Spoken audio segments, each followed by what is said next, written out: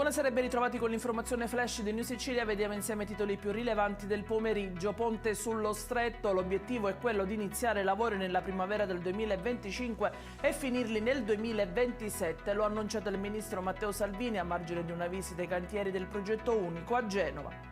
Anche il sindaco di Camporeale Luigi Cino risulta tra gli indagati dell'operazione antimafia di oggi a Palermo, che ha visto finire in manette 6 soggetti. Nel mirino degli investigatori la gestione dei campi agricoli e i prezzi imposti di bovini e ovini destinati al macello. A Siracusa un incidente sul lavoro è il terzo nel giro di poche settimane. Un operaio di 56 anni di un'azienda agricola si è ribaltato col muletto su cui stava lavorando, trasferito in elisoccorso al Cannizzaro. Le sue condizioni sarebbero gravi.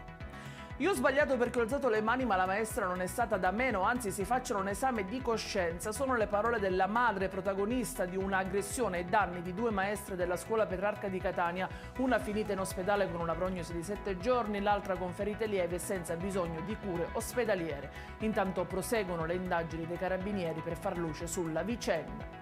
In chiusura il meteo, anche domani nell'isola il tempo sarà incerto con alternanza di sole e nuvole e possibilità di precipitazioni. Il più colpito dalle piogge potrebbe essere il versante ionico, le temperature invece non supereranno i 16 gradi massimi.